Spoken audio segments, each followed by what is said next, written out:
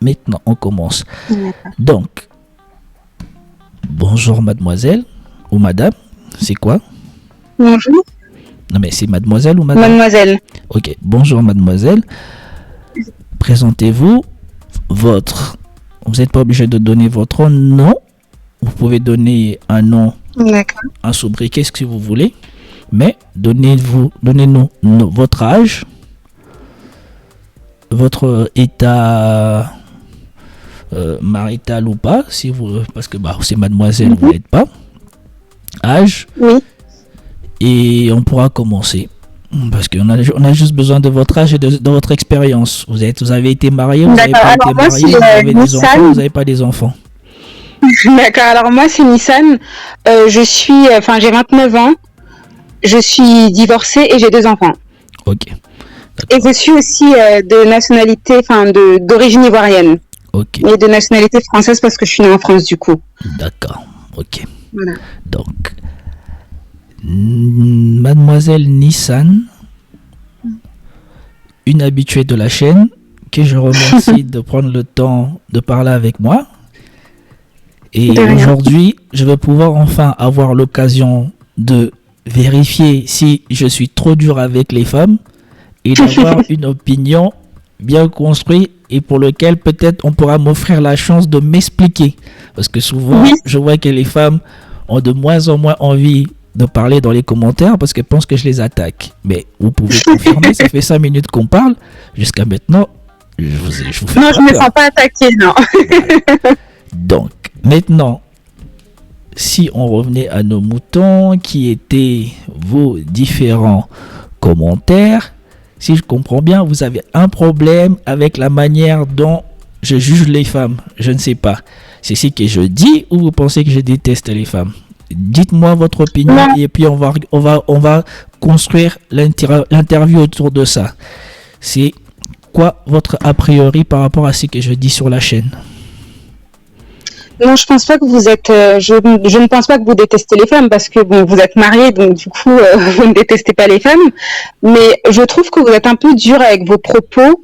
Rectification. Et que, en fait, vous prenez- Juste une minute, parce que je ne voudrais pas qu'un jour on vienne me dire que j'ai menti sur moi. Je ne suis pas encore marié. Je suis en couple depuis très longtemps, mais je ne Ah, suis pas d'accord. encore marié.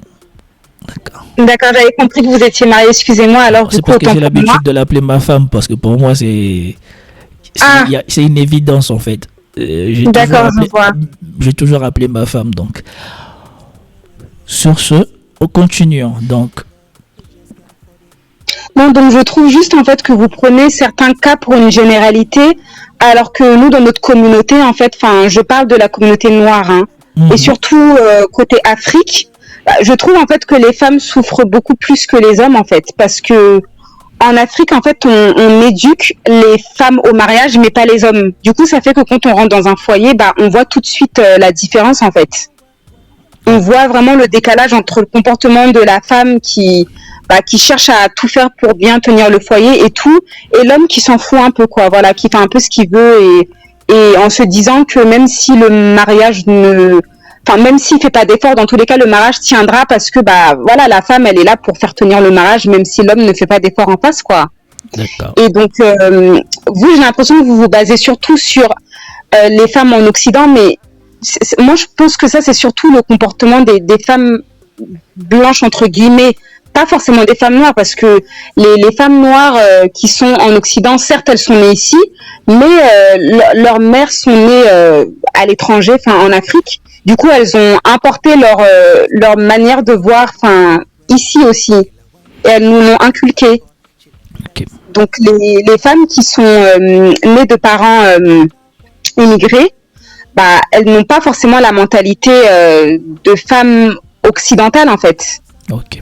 Certes, on a une petite part de mentalité parce que, on a grandi dans ça, mais c'est pas la base de notre éducation.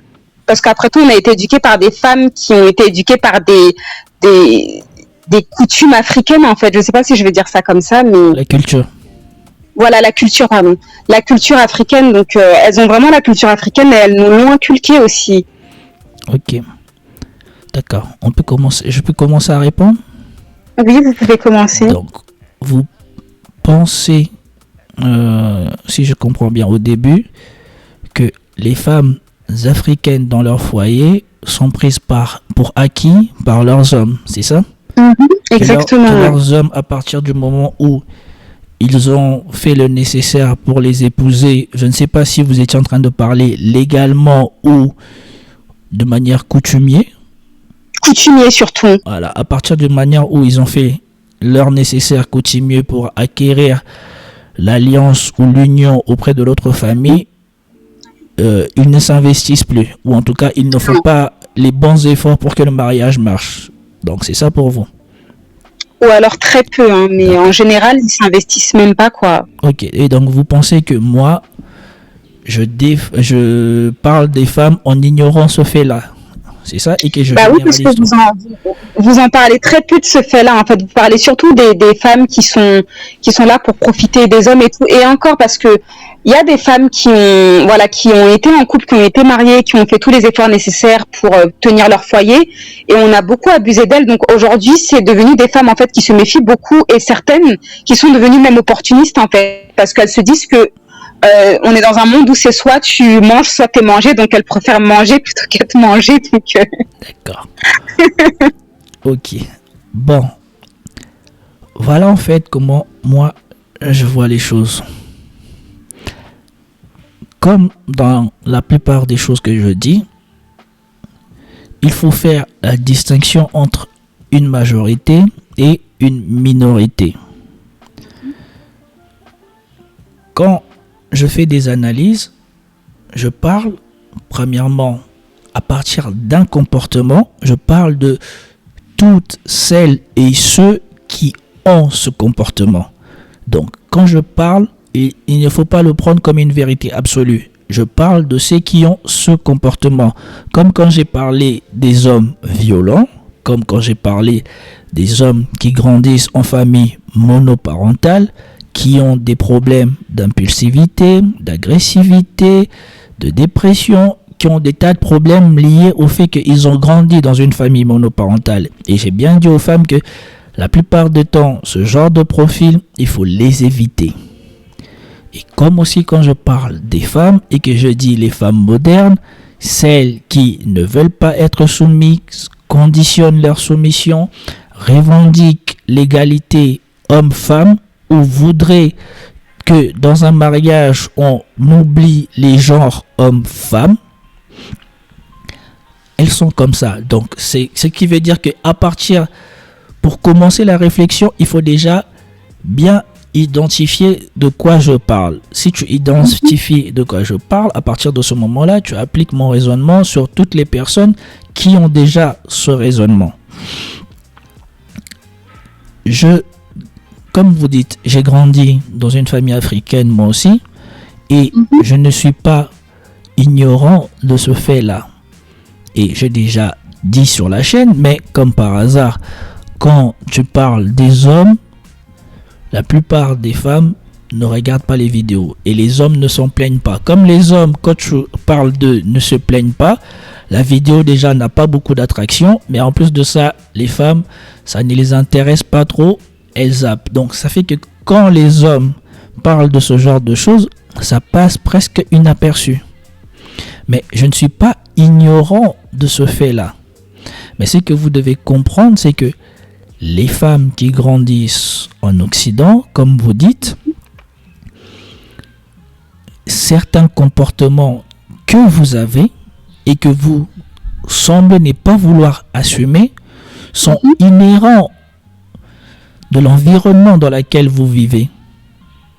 Et c'est pour cela que la plupart de mes problèmes viennent vraiment avec les femmes noires d'Occident. Parce que les femmes noires d'Occident ont cette double culture. Elles semblent toutes, quand ça les arrange, vouloir se réclamer d'être africaines, d'être noires, d'avoir la culture africaine.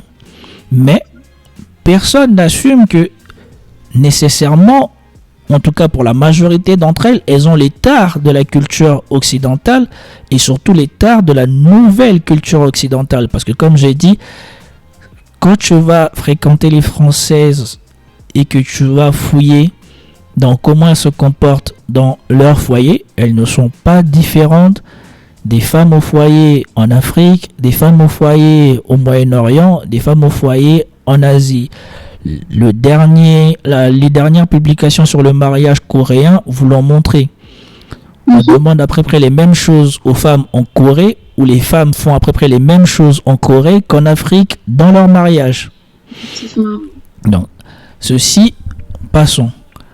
Maintenant, qu'est-ce qui fait que moi, je défends ces positions-là? C'est que, au bout d'un moment, il faut regarder la vérité en face. Moi, je suis là pour essayer de remettre de la logique chez les femmes et chez les hommes et de les ouvrir les yeux sur les limites et les aberrations de la société occidentale, qui fait que si tu n'es pas conscient que tu es dans ces valeurs-là, que tu pratiques ces valeurs-là, tu ne peux plus réussir ton couple. Parce que les nouvelles valeurs prônées en Occident depuis les années 90 jusqu'à maintenant ne vont pas dans le sens du mariage. Et le live que j'ai fait hier, j'ai démontré que la nouvelle génération des filles, même pas des femmes noires, des filles qui sont en train de grandir en Occident et qui embrassent les nouvelles valeurs de l'Occident sont en train de devenir les pires ennemis de leur maman. Parce que là où leur maman réclame la fidélité et pour une bonne partie d'entre elles veulent un mari pour se sentir à l'aise et baisser les efforts, leurs filles viennent, ne réclament pas la fidélité et avec des mœurs beaucoup plus dépravées.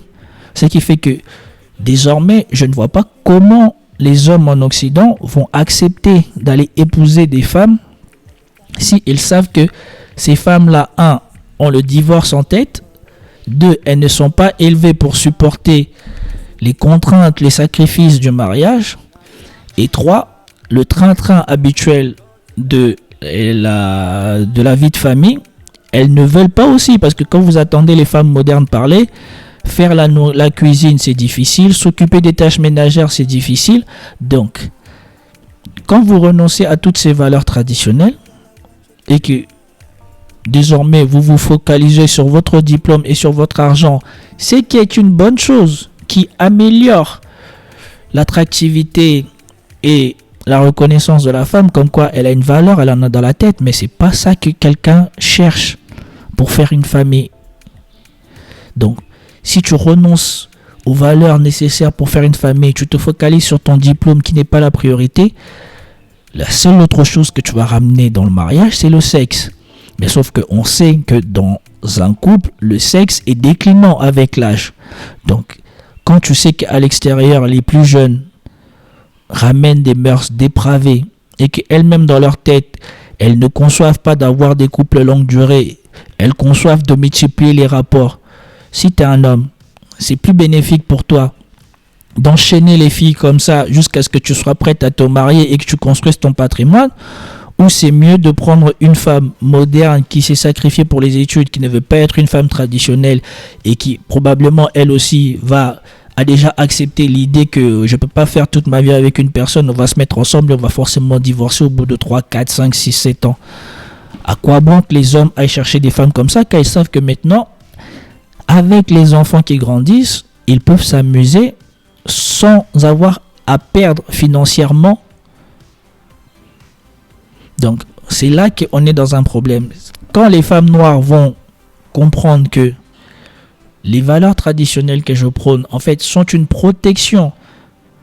Parce que les hommes bien, contrairement à ce qu'on pense, veulent juste une femme bien. Hein? C'est pas plus compliqué. Oui, mais excusez-moi de vous couper, hein, mais est-ce que vous pensez que des hommes bien, il y en a plus que des hommes, enfin, il y a plus d'hommes mauvais que d'hommes bien. Déjà, moi, c'est ce que je vois. Non. Et vous pensez pas aussi que les hommes sont aussi d'une part à la base de cette dépravation des femmes? Non, parce que celles qui ont voulu la libération sexuelle, c'est les femmes, en fait.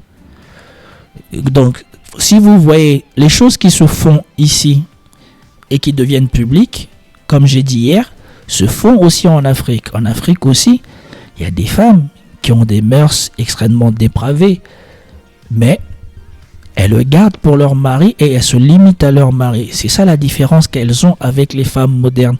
C'est que la plupart et la jeune génération qui est en train de grandir, non seulement adoptent les mœurs dépravées très tôt dans leur vie, mais en plus de ça, n'ont plus la morale ou la décence de pouvoir garder ça dans le domaine privé. Maintenant, elles ramènent ça dans le domaine public et elles racontent ça pour faire du buzz et ils vont essayer de traduire ce buzz en argent.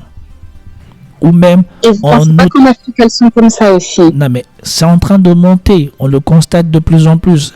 Si vous allez sur OnlyFans, vous allez voir qu'il y a de plus en plus de profils de toutes sortes de femmes. C'est pour cela que je ne vise pas les femmes noires. Je vise les femmes modernes. Il y a de plus en plus de profils de toutes sortes de femmes et surtout de plus en plus jeunes. Mais revenons à nos moutons parce que nous, ici, on est en train de parler de mariage et de couple. Effectivement, nous avons un problème. C'est qu'il y a une génération qui est en train d'arriver, qui est entre 30 ans et 40 ans, qui ont été élevées par des mères célibataires et des femmes célibataires, et des mères célibataires. Donc il y a des hommes et des femmes. Et comme vous avez dit, vous avez l'impression qu'il y a de plus en plus d'hommes mauvais, parce qu'en fait, ça revient encore à l'un des fondamentaux de cette chaîne, c'est qu'il ne faut pas croire à cette idéologie féministe qui dit que tu peux prendre ton temps entre tes 20 ans et tes 30 ans et tu vas te poser à 30 ans. Comme j'avais déjà dit, statistiquement, les couples qui se marient bien ont en moyenne 5 ans de relation derrière eux. Et la majorité de couples se marient vers la trentaine. Donc ça veut dire que plus vous avez un niveau financier satisfaisant tôt, plus on se marie un peu plus tôt que 30 ans. Mais comme tout le monde est obligé de construire un peu ses bases au niveau du travail et financier, donc on commence à atteindre la plénitude vers les 30 ans. C'est pour cela que tout le monde achète une maison, le mariage et toutes sortes de financements commencent à le faire à 30 ans. Et donc c'est pour ça aussi que les gens se marient vers 30 ans. Mais ceux qui ont un peu plus d'argent ou qui sont nés avec des parents qui avaient préparé le chemin pour eux, eux se marient un peu plus tôt. Cependant, ce qu'il faut comprendre, c'est que la plupart de ces gens-là se rencontrent sur les bancs de l'école et sur les bancs de la fac et encore un petit peu plus dès qu'ils commencent le travail.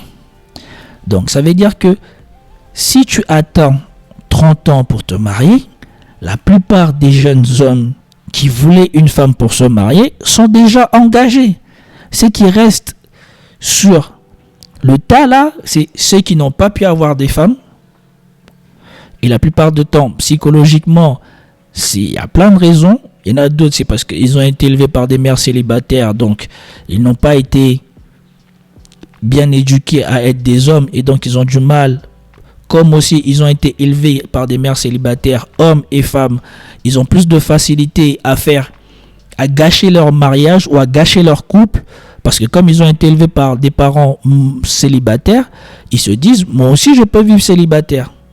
Et donc et les hommes, les femmes, elles reproduisent le schéma mère célibataire et les hommes reproduisent le schéma baby daddy. Donc, c'est pour cela, plus tu vas repousser la recherche de ton partenaire, ou en tout cas plus tu vas te dire que quand tu es jeune, je peux prendre mon temps pour trouver mon homme, c'est pas grave, vers 30 ans, quand j'aurai plus de temps, quand je serai plus posé, je vais trouver mon homme. Plus tu te mets le doigt dans l'œil en fait, parce que quand tu vas arriver vers 30 ans, ceux qui restent là ne sont pas les meilleurs hommes pour faire des couples. Parce que les meilleurs hommes pour faire des couples, la plupart des temps, statistiquement, sont déjà plus ou moins avec leur partenaire en finissant leurs études ou en commençant leur travail. Et donc, au-delà de ça, ça devient beaucoup plus compliqué de trouver des hommes bien. Mais non. Oui, mais Ouais, je Vous sais. voyez, sur ce point-là, moi, je suis pas trop d'accord avec vous parce qu'en fait, moi, je me dis qu'à la base, la majorité des femmes, en fait, rêvent d'être mariées, peut-être même avant même d'avoir un boulot ou quoi que ce soit. Mais en fait, je pense que pour la plupart, elles ont tellement vu leur mère souffrir avec leur père parce que, bah voilà, euh, tu sais, enfin, vous savez, quand on n'a pas de sous, en général, l'homme, comme il sait que tu dépends de lui, bah, voilà, il en abuse un peu, quoi. Mais, Donc du coup, je pense que la plupart, elles ont vu ça, donc elles se sont dit, il faut d'abord que j'ai mon job avant de me marier. Comme ça, l'homme ne va pas abuser de moi, comme ça, il va me respecter. Moi, c'est ce que je pense en fait. ouais, mais c'est ça, c'est ce qu'on vous a fait croire en fait, parce qu'on a fait croire aux femmes noires en tout cas, surtout, c'est parce que c'est elles qui ont adopté à fond, et les femmes d'Occident qui ont adopté à fond cette façon de voir, parce que quand vous regardez ma vidéo sur le mariage entre de l'américaine qui vit maintenant en Corée, qui vous dit que quand elle était aux États-Unis, elle a grandi dans cette idéologie-là. Ses parents lui ont dit ces mêmes choses-là. Mais que maintenant qu'elle vit en Corée et elle voit comment sont élevées les Coréennes, en fait, on leur dit que non. Chercher ton diplôme, ton argent, c'est valorisant, oui. Mais chercher quelqu'un avec qui tu peux bâtir une relation, construire une relation, c'est encore mieux. Parce que si vous construisez bien votre relation, c'est pas l'argent le problème. La plupart du temps, c'est plutôt le respect et la considération.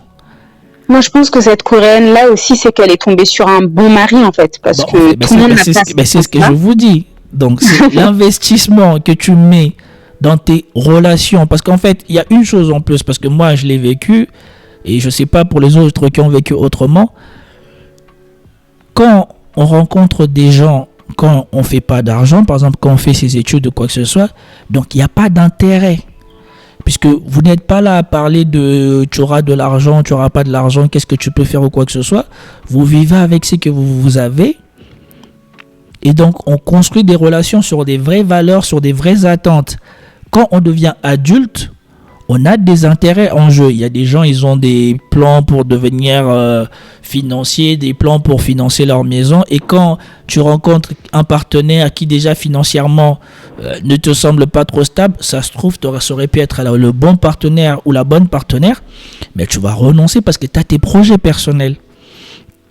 Et c'est pour ça, plus tu grandis, plus en fait tu vas te rajouter des critères qui vont compliquer que tu trouves quelqu'un avec qui tu pourrais avoir une vie compatible. Parce que la plupart de ces gens-là qui forment les couples tôt, quand vous observez, des fois c'est la femme qui gagne plus et l'homme adapte les choses pour que la famille reste cohérente. Qui est par exemple mon cas, ma femme fait beaucoup plus d'argent que moi, mais moi je suis là pour que la famille reste cohérente. Et vous avez des cas où c'est l'homme qui gagne plus d'argent et la femme, elle est là pour garder la cohérence de la famille. Mais ces choses-là, tu les obtiens tôt parce que personne ne va aller se sacrifier une fois que tout le monde a presque le pied à l'étrier pour gagner de l'argent. Et si on a grandi dans la mentalité que il faut chercher son bonheur à soi, il faut chercher ses garanties à soi, personne ne va accepter de se sacrifier pour l'autre. Et à partir de là, ça devient beaucoup plus compliqué de construire un couple. Parce que quand on va dire, bon, maintenant, on va se mettre sur un chemin, et il en faut un pour encadrer la famille, et il en faut un qui ramène de l'argent. Et surtout, cette phase-là où les enfants sont petits, quoi que ce soit, ça demande beaucoup d'investissement. Donc, il faut qu'il y en ait un qui s'investisse plus que l'autre. Et bien, si vous n'aviez pas fait ça tôt, par exemple, si vous êtes à 30 ans et que vous êtes des carriéristes, qui va se sacrifier? Dites-moi, qui Moi, je va suis dire? d'accord, mais tout le monde se méfie en fait maintenant parce que C'est tout le pour monde ça se que je vous ai méfie. dit. C'est La pour ça que femme je se vous ai méfie dit. de l'homme, l'homme se méfie de la femme, donc chacun. C'est pour ça que je vous ai dit. Plus tu retardes ces choses-là, plus en fait tu te compliques la possibilité de pouvoir réussir un couple. Parce qu'il y a trop de choses qui rentrent en jeu. Parce qu'une fois que tout le monde s'est mis dans la tête que je ne vais dépendre de personne, et tu as été élevé dans le fait de mettre ton intérêt personnel avant celui des autres, à partir de là, personne peut renoncer. Mais revenons à nos moutons. On est toujours en train de revenir sur les fondamentaux en fait. Les jeunes hommes et les jeunes femmes, moi je ne vous dis pas que vous ne devez pas chercher votre vie, mais si vous pouvez trouver quelqu'un avec qui vous êtes très compatible au niveau des valeurs et complémentaire dans votre façon d'être en couple, ce qui veut dire que chacun sait ce qui est sa place et essaye de compléter l'autre, et vaut mieux peut-être garder cette personne et faire le cheminement avec lui jusqu'au bout. Parce que si vous observez les couples qui marchent, ou en tout cas les couples qui sont allés loin, vous verrez que c'est ça qu'ils ont fait. Les François Hollande avec Ségolène Royal, les Obama, toutes sortes de couples, même Jay-Z et Beyoncé, vous voyez bien que c'est ce qu'ils ont fait. Ils se sont trouvés tôt et puis ils ont construit un cheminement ensemble avec des sacrifices, avec des choses que l'on sait publiques, mais avec des choses même qu'on ne sait pas. Mais c'est parce que ces gens-là ont une autre idée du mariage. Parce que si tu as l'idée du mariage, comme je dis, tu mets ton focus sur le fait que tu ne dois pas éviter la fidélité de ton mari, mais que ton mari doit être fidèle, et tu as en plus ton intérêt personnel à cœur, tu ne vas pas réussir à faire le mariage. Moi, je suis extrêmement, on va dire, vous allez dire que je suis extrêmement critique envers les femmes, mais c'est parce qu'aujourd'hui, ceux qui sont à la dérive sont les femmes. Vous êtes une fille, vous grandissez en Occident, vous savez vous-même, si vous ne le savez pas, en tout cas vous avez des amis hommes, parlez avec eux, ils vont vous dire à quel point tu dois déjà, une fois que tu sors de l'adolescence, tu commences à sortir de tes 20 ans, 21 ans, tu dois absolument essayer d'aligner ta vie parce que la réalité va pas te louper. Si tu fais pas d'argent, si tu ne commences pas à t'assumer financièrement, à prendre tes responsabilités, tu vas voir à quel point ça va devenir compliqué pour toi. Non seulement d'être déjà autour de tes amis qui commencent à gagner leur vie, mais encore beaucoup plus difficile d'être avec des filles. Et cette réalité-là s'impose aux hommes très tôt, à partir de 19 ans et trucs comme ça. Tu n'as pas le choix. Et donc, ça leur renvoie à la réalité beaucoup plus tôt. Mais vous avez des femmes de 20 ans, 25 ans, 26 ans, 27 ans, 28 ans qui viennent et qui vous tiennent des propos, mais tout de suite, vous voyez qu'elle est dans l'illusion. Elle dit n'importe quoi. Elle ne mesure pas la responsabilité de ce qu'elle dit. Et c'est pour cela que je suis extrêmement critique envers les femmes. Parce que moi, je vais leur ouvrir les yeux, en fait, pour leur dire qu'en fait, ce que je vous réclame, c'est ce que le monde réclame aux hommes dès qu'ils arrivent vers 19-20 ans, en fait. Le monde ne laisse aucune chance aux hommes, en fait. Il leur dit, si tu vas avoir une bonne femme, il faut que tu montres que tu peux être un homme, que tu peux avoir une vision, que tu assumes tes responsabilités, que tu l'aides, et toutes ces choses-là s'alignent, parce que si tu ne les fais pas, tu ne trouveras pas de femme. En tout cas, tu ne trouveras pas de bonnes femmes qui voudront se projeter à très long terme avec toi, sauf si tu es quelqu'un qui plaît aux femmes. Et là, maintenant, il y aura des femmes qui t'aimeront pour de vrai et qui feront des sacrifices de voir si tu peux atteindre ton potentiel. Mais ça, c'est pas donné à beaucoup d'hommes. Vous le savez vous-même. Si on vous met 10 hommes devant vous, il y en a 8 qui doivent vous convaincre et peut-être qu'il n'y en aura qu'un qui vous plaît et pour qui vous serez peut-être prêt à fermer un petit peu les yeux. Est-ce que je tort quand je dis ça? Non, c'est vrai. Effectivement, mais encore ça dépend. Ça dépend de ce que tu as vécu, ça dépend. Hein. Oui. Quand tu n'as pas vraiment d'expérience, voilà, tu peux fermer les yeux parce que l'homme te plaît, parce qu'il est beau et tout, mais quand tu as de l'expérience, tu te rends vite compte que la beauté, en fait, ça n'apporte rien dans le mariage. Ça sert qu'à la personne qui l'apporte, en fait. Voilà, mais sauf que ça vient quand chez les femmes, ça vient très tard. Moi, j'ai 29 ans, donc c'est ce que j'allais dire. Chez les bonnes femmes, ça vient peut-être après leur premier divorce. Et donc, moi, ces femmes-là, moi, je leur tire pas la pierre parce que il faut être deux pour réussir un mariage.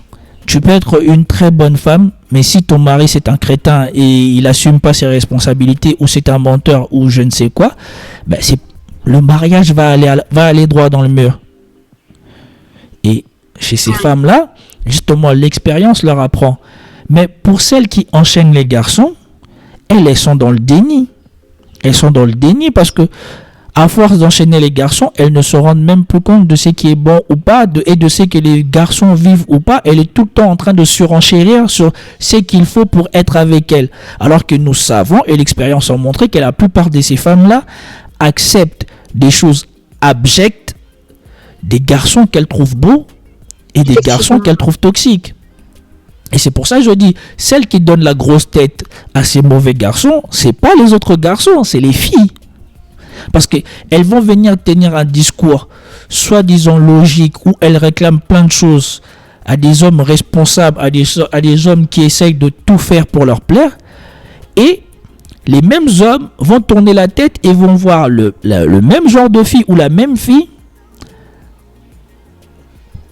renoncer à tout ce qu'elles leur ont réclamé parce que le mec il est beau, ou parce que le mec il a déjà plusieurs femmes, ou parce que le mec il a de l'argent. Et là elles renoncent à tous leurs principes. C'est vrai. Et c'est ça le problème, et c'est pour ça que mon discours est la plupart du temps bien plus dur envers les femmes qu'envers les hommes. Parce que moi je le sais, quand j'étais en train de finir finir mes études au lycée, c'était extrêmement compliqué pour moi parce que je n'avais pas d'argent et physiquement je suis un mec normal, donc c'était extrêmement compliqué. Et là la réalité te foudroie tous les jours. Tu veux sortir avec une fille, t'as pas l'argent pour aller au cinéma, t'as pas l'argent pour payer un Y, t'as l'argent pour rien. Donc tu vas l'inviter à faire quoi? Donc à ce moment-là, tu peux que t'intéresser aux filles qui s'intéressent à toi, parce que les filles vers qui tu voudrais aller, c'est à toi d'être actif, de créer quelque chose. Mais tu vas créer comment quelque chose si tu n'as rien? C'est pour ça que je dis, les garçons sont confrontés à la réalité bien plus tôt.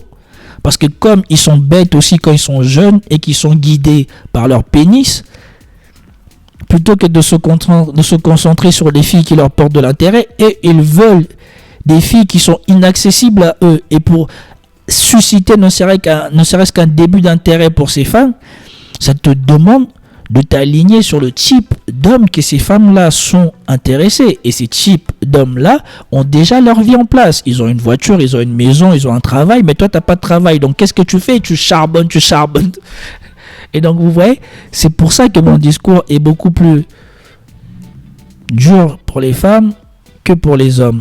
Cependant, une chose que je dis, les femmes doivent prendre sur eux de garder des valeurs traditionnelles et de pratiquer les valeurs traditionnelles, parce que c'est une protection. Ça par contre, je ne négocierai pas dessus et je ne reviendrai pas dessus. Et même le live que j'ai fait hier, j'ai démontré que si tu n'as pas les valeurs traditionnelles dans ce nouveau monde, tu ne sers presque à rien aux hommes, parce que celles qui arrivent ont dépravé la société et ont baissé la barre extrêmement bas pour les garçons qui mettent en place leur vie. Cependant, vous avez un vrai problème, c'était que vous me réclamiez que je ignore la souffrance des femmes dans le mariage. Et ici, j'aimerais rassurer ces dames noires qui suivent ma chaîne. Je sais que je suis dur, mais je suis pas dur parce que je vous déteste. Je suis dur parce que je veux votre bien en fait. Et je veux vous ouvrir les yeux parce que vous êtes en train, beaucoup d'entre vous pensent que leur mère, leur grand-mère n'ont fait que souffrir dans le mariage. Mais si vous observez partout dans le monde, toutes les femmes qui sont mariées ont à peu près vécu la même chose. Je sais que chez nous, pour beaucoup de personnes, et même j'ai un problème avec ça maintenant ici en Afrique, c'est que beaucoup d'hommes noirs prennent pour acquis le droit de naissance et le respect qu'on leur donne. Et que beaucoup d'hommes noirs dans leur mariage ne sont pas actifs dans le sens de rendre leur femme heureuse. Ah oui. Et ça, je combats ça tous les jours. Et c'est pour cela que je dis aux femmes traditionnelles, si tu es une femme traditionnelle, tu dois tenir tête à ton mari sur ses responsabilités. Il ne peut pas être parfait, ça c'est sûr. Mais en tout cas, tu ne dois pas accepter que il te traîne dans sa bêtise. En fait, moi, je pense que en tant que femme aujourd'hui, il faut avoir le comportement d'une femme traditionnelle, mais la mentalité d'une femme occidentale, comme tu le dis. C'est-à-dire, voilà, tu te comportes bien envers ton mari comme il le faut, mais par contre, s'il commence à te montrer un autre visage ou à essayer de te marcher là-dessus, bah là, tu te comportes comme les femmes, les femmes occidentales. Non, il y a pas besoin. Les femmes, en fait, il faut pas confondre. Ah, parce que quand tu te rebelles, on te dit automatiquement que voilà, tu te comportes comme une femme occidentale. Donc voilà pourquoi j'ai dit qu'il faut avoir ce comportement. Ça c'est l'excuse, ça c'est l'excuse. Mais c'est pas pour autant qu'il faut leur répondre que je me comporte comme une femme occidentale, parce que là tu vas tomber dans leur jeu. Non, tu leur dis. Moi, je lui offre une bonne femme, je lui demande pas la perfection, mais je ne lui demande pas non plus de nous faire souffrir. Lui, il veut une bonne femme qui soit un bon homme. Moi, je ne lui demande pas la perfection, parce que ce qui tue vraiment les femmes noires, et surtout la nouvelle génération, c'est l'infidélité. Comme elles ont été bercées par Hollywood et par tous les bêtises que les blancs ils ont diffusées dans leurs yeux, elles croient que les hommes blancs ou les hommes des autres continents sont plus fidèles que les hommes noirs. C'est qui n'en est rien du tout. Et l'un des clichés les plus répandus sur les Français, où beaucoup d'Africains francophones vivent, c'est que le Français, il couche avec sa réceptionniste et qu'il a toujours des maîtresses.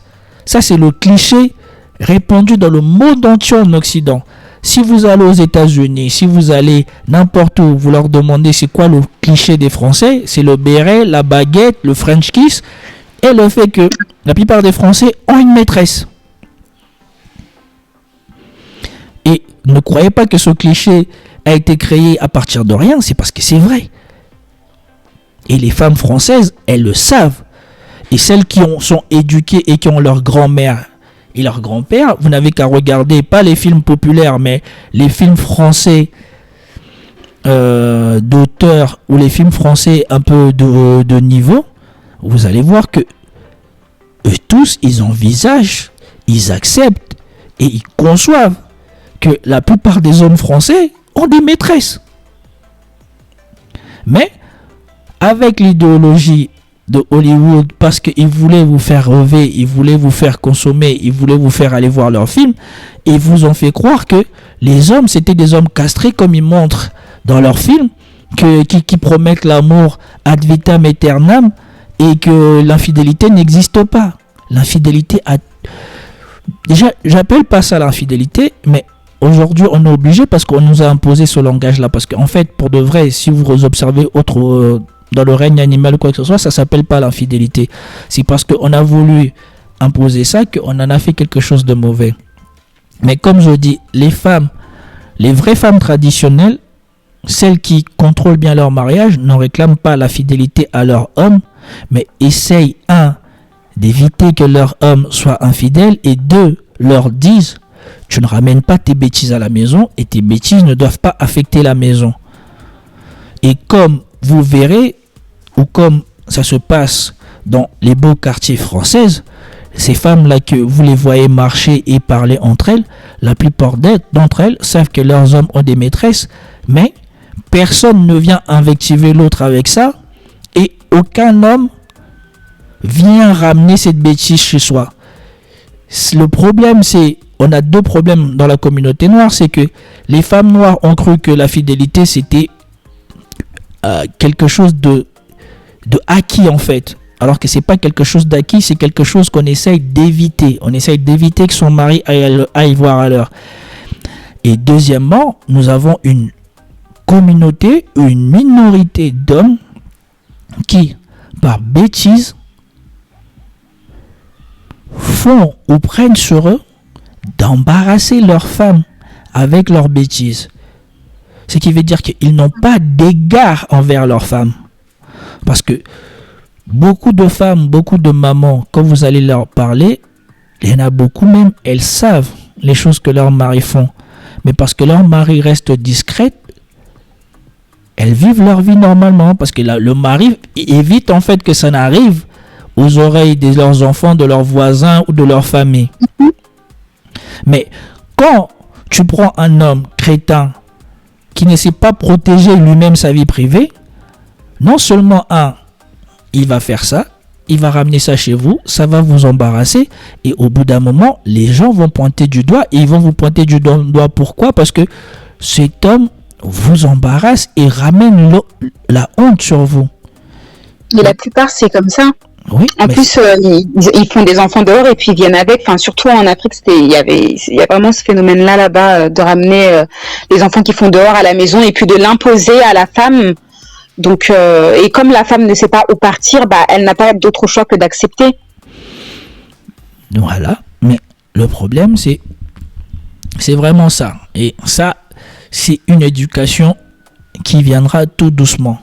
Je vais vous faire une confidence. En ce moment, j'ai un de mes abonnés qui a une très bonne situation en Occident et qui a fait 3 enfants avec 3 mères différents. Mais aujourd'hui, il le regrette, il voudrait faire les choses bien et il est en train de mettre sa vie en ordre pour pouvoir atteindre ses autres objectifs. Et donc vous voyez, il n'est pas trop tard, mais c'est une éducation et il le dit bien. C'est parce que maintenant, à force de voir mes contenus, il a pris conscience que c'est pas comme ça qu'on doit mener sa vie et que si on veut atteindre une certaine prospérité, une certaine direction dans sa vie, il faut quand même mettre de la discipline dans son comportement. Et donc, je sais que sur cette chaîne, bien souvent les femmes se plaignent que je ne parle pas aux hommes, mais c'est un travail de longue haleine et c'est une conscience que petit à petit ils vont acquérir. Ça ne vient pas à la vitesse que vous voudrez, mais c'est parce que vraiment la plupart des femmes, par exemple vous, moi je comprends votre point de vue parce que c'est injuste pour vous. Vous avez fait les choses à peu près bien, vous avez des enfants, vous avez eu un mariage et votre mariage a échoué. Et donc quand vous attendez des propos de quelqu'un comme moi, ça ne peut que heurter quelqu'un comme vous parce que vous avez après fait les choses bien et je ne sais pas pour quelle raison. J'ai fait exprès de me marier à peu près tôt en fait parce que pour qu'on puisse avancer ensemble en fait. Voilà, donc ça ne peut que heurter des gens comme vous. Mais des gens comme vous sont une minorité. Et c'est ça le problème. Et je suis désolé de vexer la minorité de femmes qui connaissent cette situation. Mais les gens comme vous, vous êtes une minorité. Si, comme vous avez grandi en Occident, combien de vos copines, vous pourrez dire, ont adopté la même approche de la vie que vous? Combien de vos copines sont restées avec le mauvais garçon? On couché avec le mauvais garçon. On fait exprès d'avoir un enfant d'un mauvais garçon parce qu'elle voulait être avec lui. Vous voyez bien que si on commence à accumuler tous ces points, on va arriver par une majorité de femmes noires qui ont fait des mauvais choix. Mm-hmm. Et c'est pour ça que... Mais tout à l'heure, excusez-moi, quand je vous disais que... quand je vous posais la question si c'est pas aussi les hommes qui sont un peu à la base de la dépravation des femmes, c'est qu'en fait, quand tu te maries avec des hommes, deux fois, ils te laissent à la maison. Enfin, moi, c'est pas mon cas, mais c'est des choses que j'ai constatées autour de moi. Ils te laissent à la maison, en fait, ou alors à la maison, voilà, t'as des enfants et tout, mais ils te calculent pas trop, toi et les enfants. Même pour les dépenses, il est toujours en train de se plaindre, mais il va chercher une maîtresse dehors et puis pour qui, il fait tout. Et donc, du coup, les femmes voient que quand on est maîtresse, on a beaucoup plus d'avantages que quand on est femme mariée, donc du coup, elles ont même plus le courage de se marier.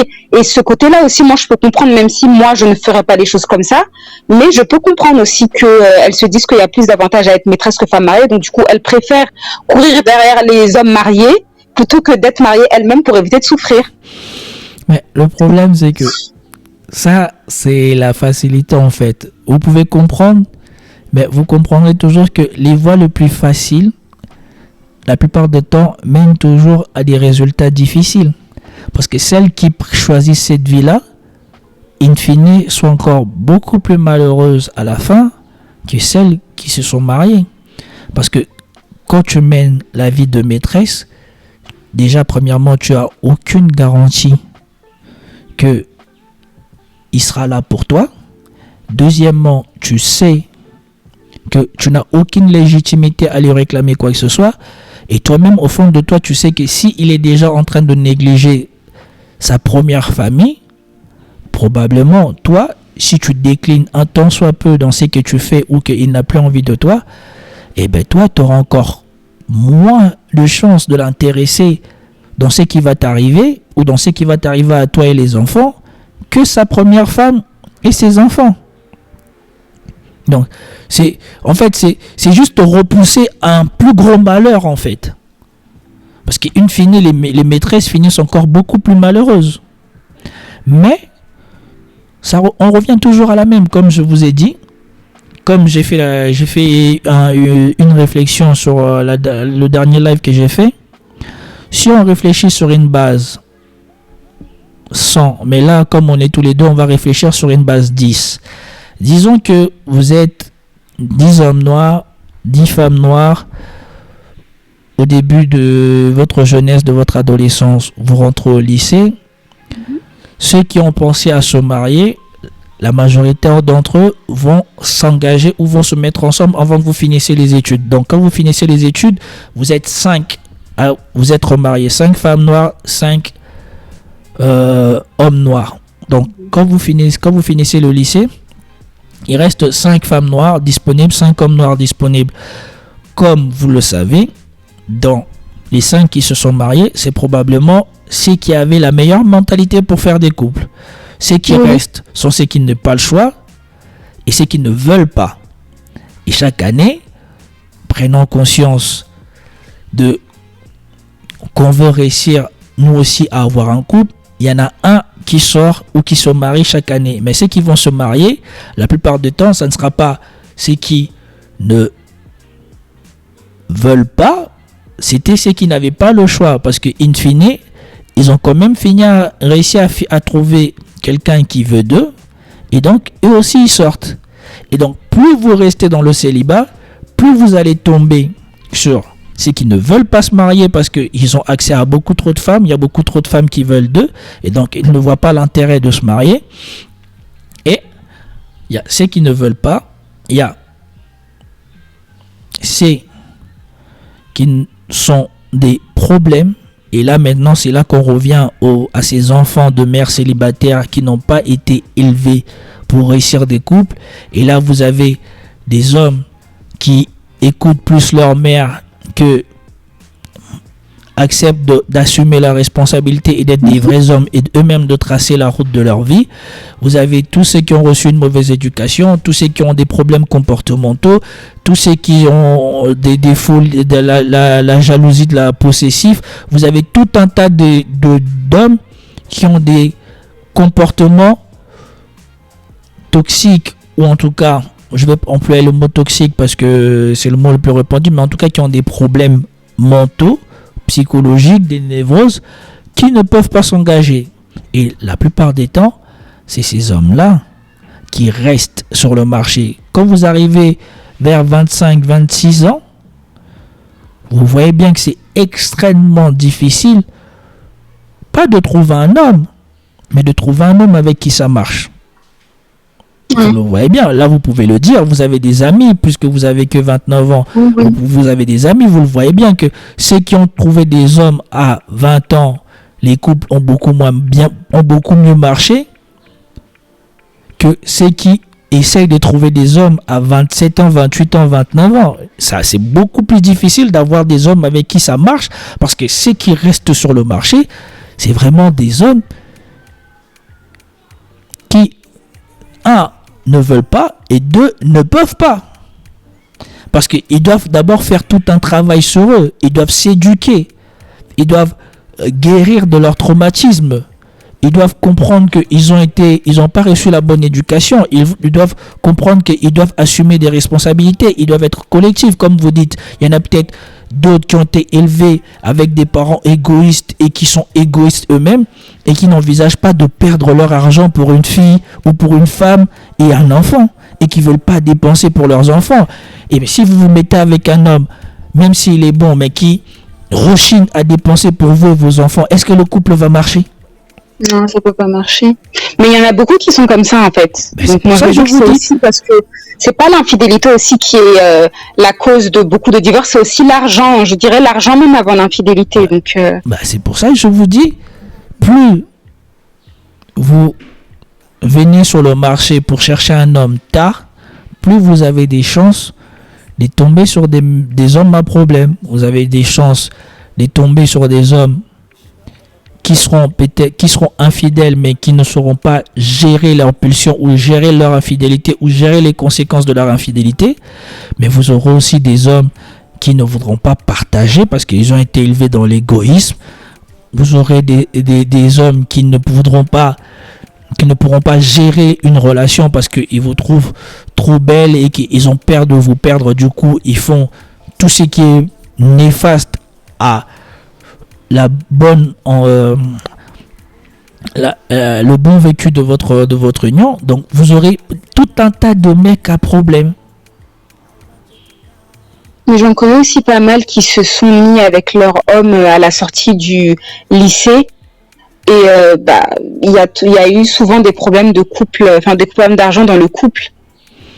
Parce que l'homme ne voulait pas prendre ses responsabilités quand il le fallait et que c'est la femme qui devait tout assumer, et ce même quand il y avait des enfants. Donc, moi, je me dis maintenant que... Effectivement, comme je dis, à tous les niveaux, il y a des problèmes. Mais vous vous rendrez compte que sur ceux qui se mettent en couple tôt, il y en a beaucoup plus qui réussissent leur mariage que sur ceux qui se mettent en couple tard. Le problème, c'est vraiment de trouver la bonne personne la plus compatible avec soi. Après, et ça, c'est très difficile. Hein. En fait, plus on attend... fois, tu as l'impression... mais deux fois, tu as l'impression d'avoir trouvé la bonne personne. Et ensuite, quand vous vivez ensemble, tu te rends compte qu'en fait, c'était loin de ce que tu as vu avant que vous habitez ensemble. Parce que c'est quand on habite ensemble qu'on voit vraiment le réel visage de la personne avec qui on est. C'est pour ça que je vous ai dit, si on revient aux statistiques, que pour avoir un bon couple qui a bien maturé pour finir en mariage, il y a au moins 5 ans. Dans les 5 ans là, il y a quand vous allez commencer à vous fréquenter, quand vous allez envisager d'habiter ensemble, quand vous allez habiter ensemble, quand vous allez faire monter vos finances. Je vais mettre peut-être le document quand je ferai le montage de la vidéo. Ils avaient montré qu'il y avait 5 étapes majeures et dans l'une d'entre elles, justement, il y avait le fait de passer, on vit séparément, à vivre ensemble. Et c'est pour cela, une fois aussi dans mes vidéos, j'ai dit, il y a beaucoup de femmes noires qui font des mauvais choix. Dès le début, on leur dit de ne pas faire ce choix-là, mais elles se disent que ça ira. Et après, quand on arrive à l'étape de vivre ensemble, ou si tu as quelqu'un qui était mauvais déjà dès le début, dès que vous allez vous mettre ensemble, tu ne vas pas supporter ce qui va se passer. Et qu'il fallait faire la différence et bien regarder les gens. Dès qu'on commence à sortir de la phase amoureuse, il fallait prendre le temps de juger les gens pour ce qu'ils étaient en fait. Parce que si tu fermes tes yeux sur ça, l'étape de on va passer à une vue commune et va forcément vous conduire à l'échec. Mais bon, sincèrement, vous m'aviez parlé de votre grand-mère et je vous avais dit que j'étais désolé par rapport à votre grand-mère, mais c'est des choses inhérentes au mariage. Donc, parce que je ne sais pas, les féministes font croire aux femmes qu'elles ont le choix, qu'elles vivront autrement. Dans le célibat, il y a de la souffrance, comme dans le mariage, il y a de la souffrance. Tu ne peux pas te marier avec l'idée que il n'y aura pas de souffrance parce que il y aura plus de souffrance parce que tu t'es marié.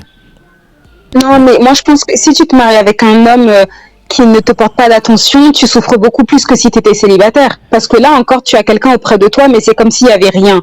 Donc du coup, là, je pense que tu en souffres beaucoup plus que si tu étais célibataire. Oui.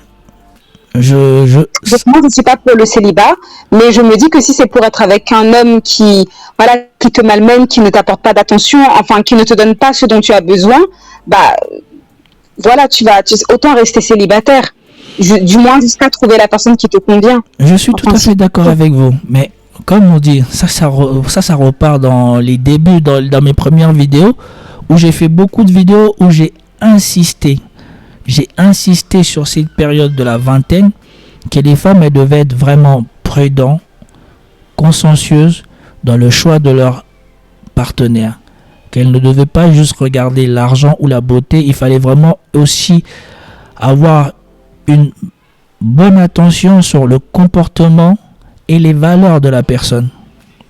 Mais je peux vous dire qu'il y a des gens qui arrivent à cacher leur jeu jusqu'à ce que vous habitez ensemble. Hein. Ouais, mais pas quand vous êtes jeune. Il y a des gens qui sont vraiment forts. Pas quand vous êtes jeune. Même quand vous êtes jeune. Hein. Ah si.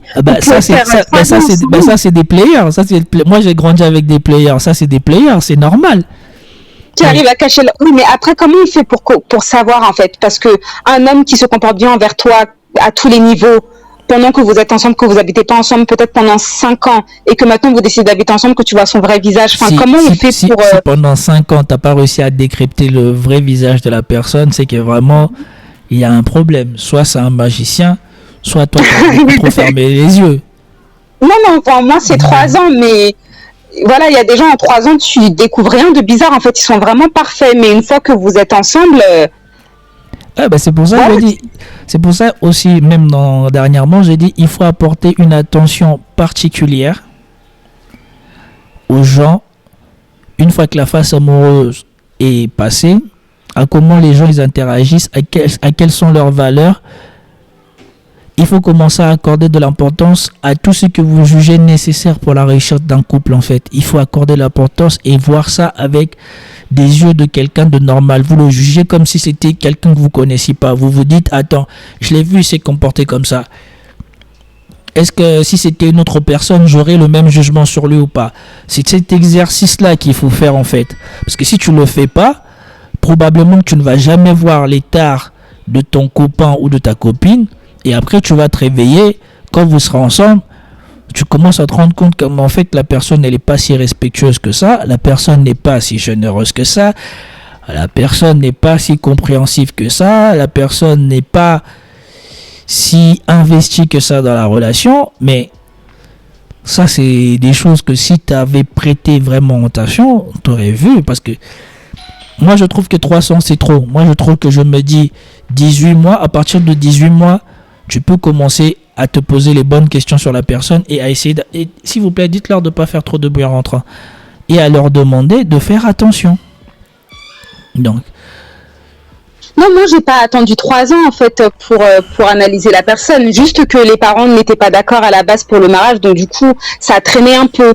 Mais bon, il y a aussi un phénomène chez nous, enfin, je pense que peut-être ça se passe un peu partout ailleurs, mais il y a des gens, en fait, ils sont vraiment parfaits avec leur famille, que leur famille se disent que ce que tu reproches à leur fils, c'est pas possible qu'ils soient comme ça, parce qu'il y a des gens, seule leur femme connaît leur vrai visage en fait, mais dehors ils sont tellement parfaits que tu peux pas te dire que effectivement c'est lui qui fait ci et ça.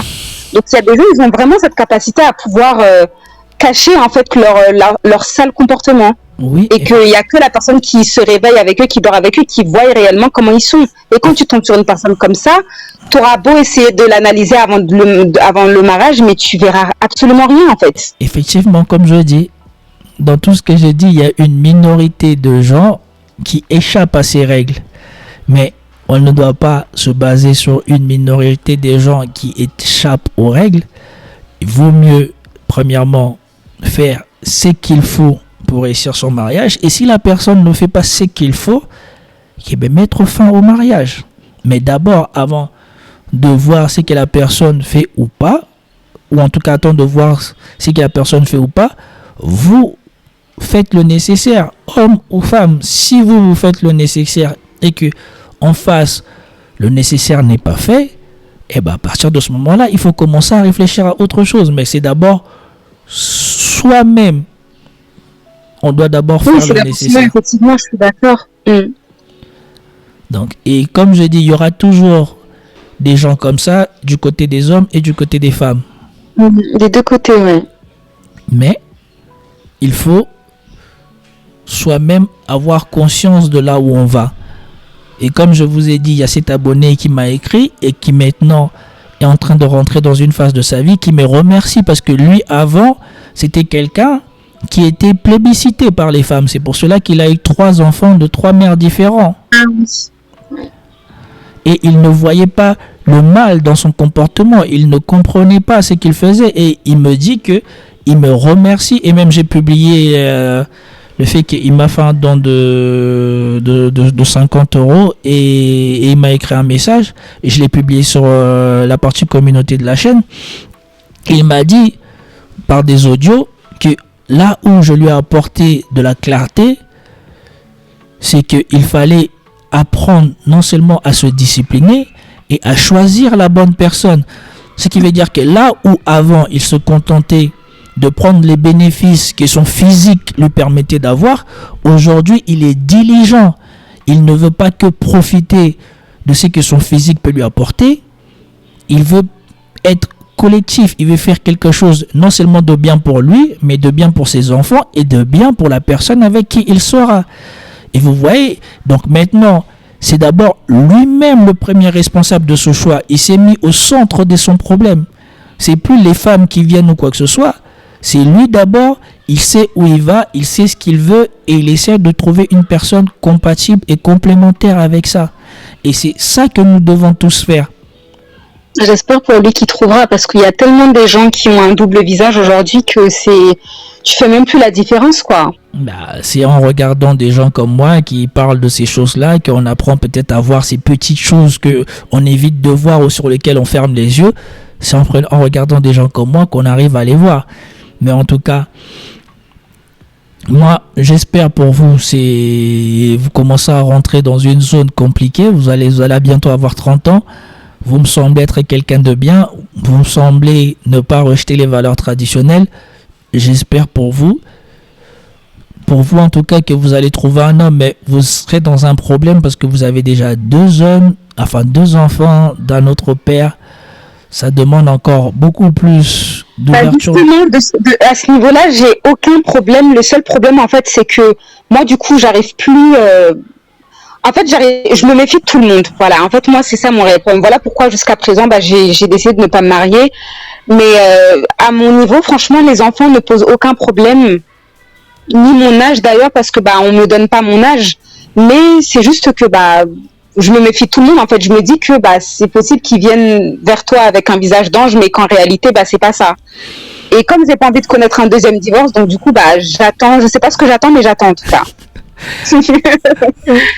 En tout cas, ce que je vais dire, c'est que c'est pas en étant dans la protection et dans la peur que vous allez réussir à améliorer votre situation, parce que si vous restez trop longtemps dans ce schéma, vous allez passer du côté des gens qui n'ont pas le choix.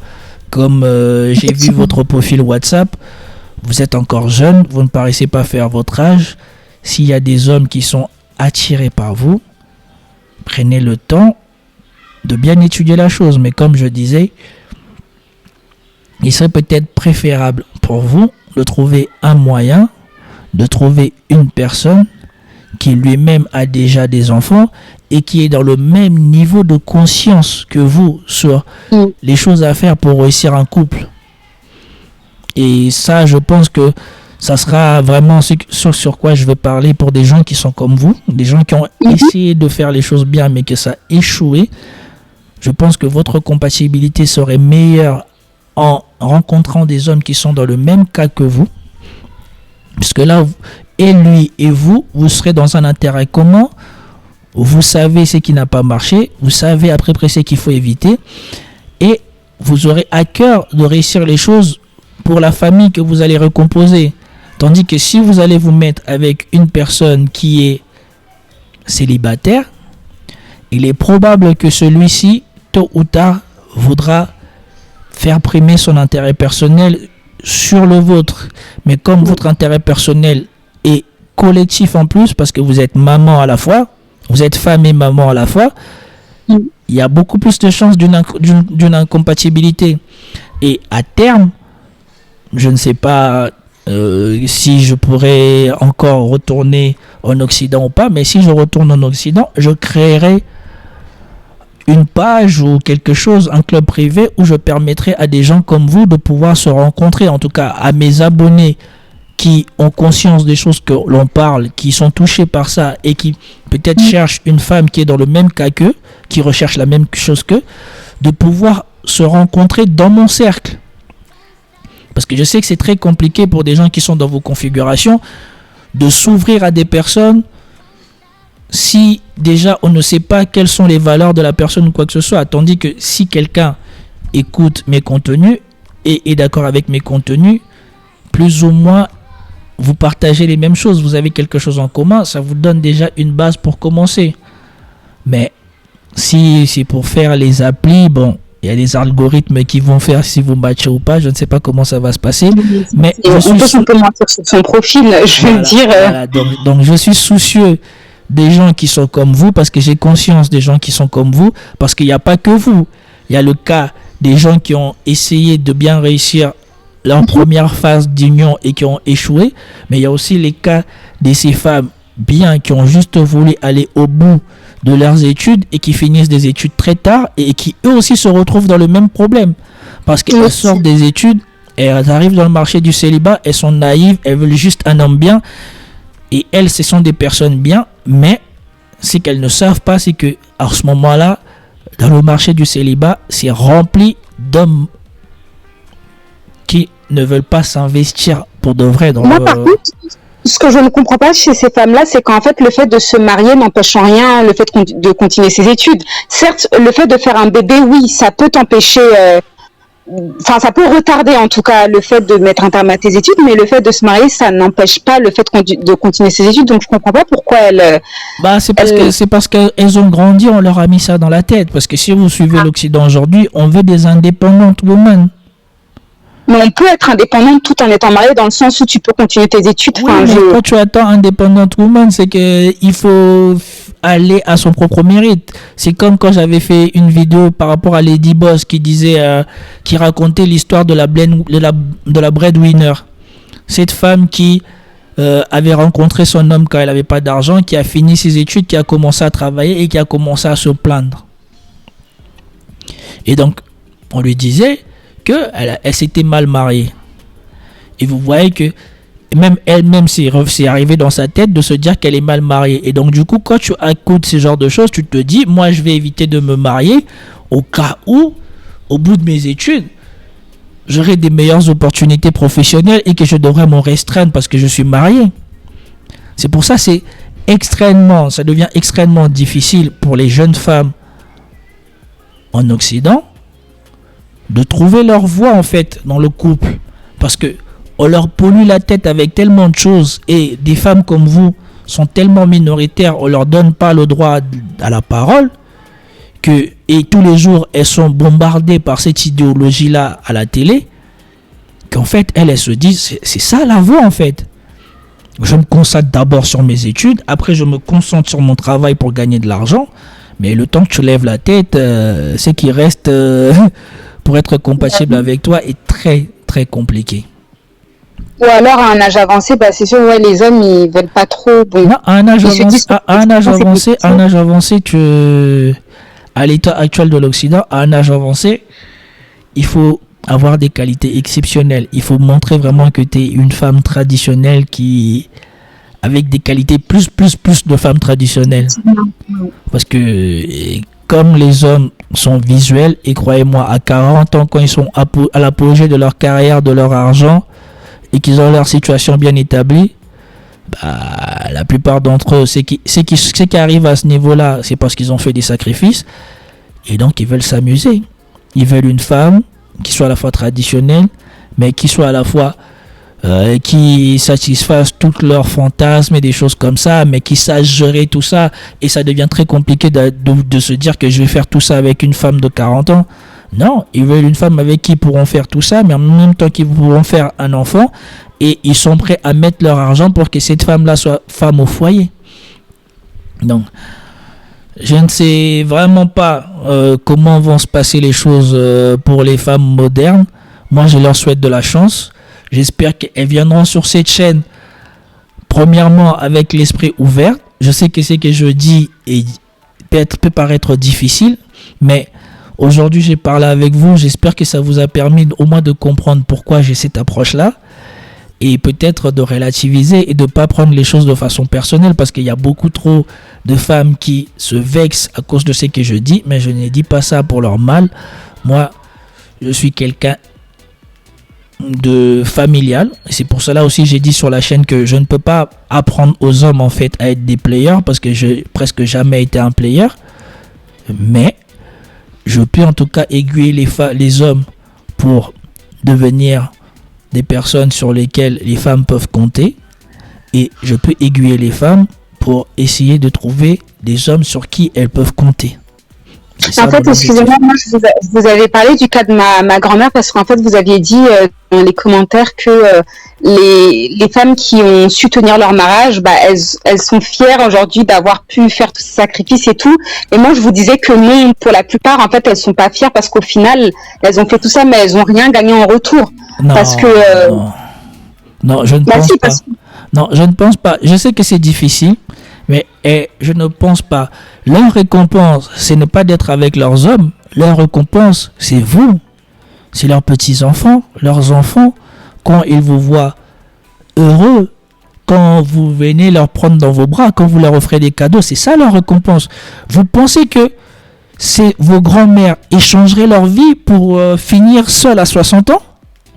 Allez voir les femmes de 60 ans, demandez-leur si elles n'échangeraient pas. Avec des hommes aussi avec qui elles sont, mais elles en ont énormément dans leur cœur contre eux. Je pense que c'est pas mieux non plus. Ouais, mais sauf que c'est ce que je vous dis. Dans les deux sens, il y aura du malheur, mais sauf que vos grands-mères, elles vous en vaut. Vos grands-mères, elles ont la satisfaction de vous voir. Ça apaise leur cœur. Leurs sacrifices et toutes les souffrances qu'elles ont endurées sont atténués par le fait de voir leurs filles qui vont bien, qui leur ont donné des petits-fils, qui leur ont donné des arrière-petits-fils, des gens à qui elles peuvent transmettre quelque chose. Je pense que ça apaise toujours par rapport aux gens qui finissent seuls et qui pleurent et qui sont dans un malheur. Vos grands-mères sont peut-être fâchées, mais ne sont pas désespérées, ne sont pas dans le malheur. Allez voir les femmes qui finissent seuls à 60 ans. La plupart sont dans un malheur indescriptible. On vous dit déjà qu'en Occident, on n'attend même pas 60 ans.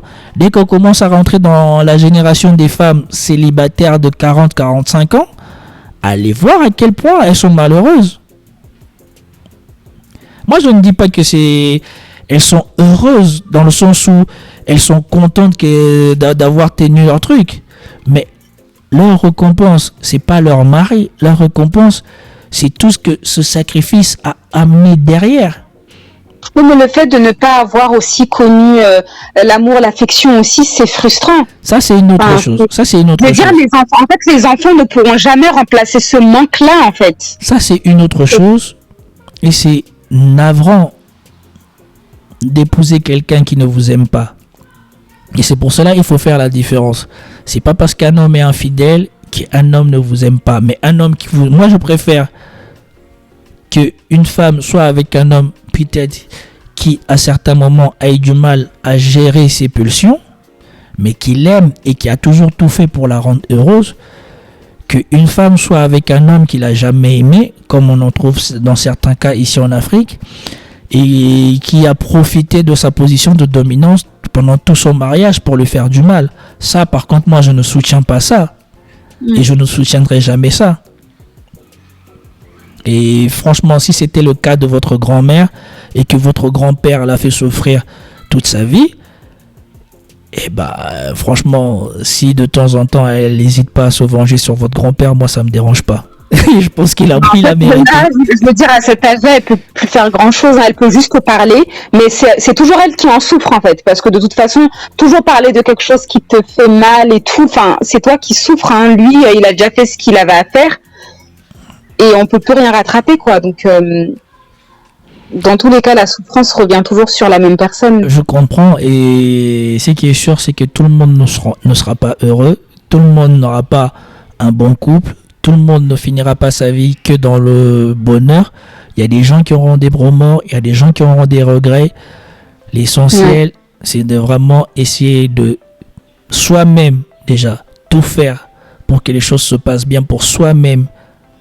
Mais quand on a des enfants, de faire d'abord que les choses se passent bien pour ses enfants et après pour soi-même, et le reste de gérer avec et de faire avec, parce que on aura tous des regrets, on aura tous des remords. Mais l'essentiel, déjà, si tu as fait quelque chose de bien pour tes enfants et après pour toi, ou que tu t'es battu pour que, par exemple, ton mariage marche et que ton mari, ça a toujours été un crétin, au moins tu as la satisfaction que tu as fait quelque chose. Parce que ces gens qui font de l'argent ou ces gens qui finissent dans le célibat, croyez-moi, à la fin, ils se demandent à quoi bon. À quoi bon? Et moi, je préfère franchement avoir fait des choses pour... Aujourd'hui, j'ai déjà des enfants, donc pour moi, c'est naturel. Mais tout ce que je fais pour mes enfants, peu importe ce que ça me coûte, ça me dérange pas. C'est parce que je vise quelque chose qui soit heureux. Et si à la fin de leur vie, ils sont heureux et que sur le chemin, j'ai quelques regrets et quelques remords, ça me dérange pas. Donc, en tout cas, j'espère avoir adouci l'idée que vous pensiez de moi et que vous comprenez un peu mieux ma démarche. Je vais publier cette vidéo comme ça chacun se fera son idée et j'espère qu'on aura l'occasion de rediscuter. En tout cas, si vous voulez rediscuter, si un jour vous voyez un point sur une vidéo qui vous dérange, de toute manière maintenant vous avez mon WhatsApp, vous dites bon, ce truc-là m'a un peu dérangé. Est-ce qu'on peut en parler pour développer, pour voir qu'est-ce que tu voulais vraiment dire? Ça me dérangera pas, ça sera avec plaisir. D'accord, ok. En tout cas, je te remercie Nissan de m'avoir accordé cette interview et de m'avoir donné l'opportunité de répondre à tes questions. Merci à vous. Je te souhaite une bonne journée. Merci beaucoup. Je vous remercie de vous abonner, de liker, de partager pour que nous soyons de plus en plus nombreux dans cette communauté. Sur ce, je vous dis à plus tard. Bye.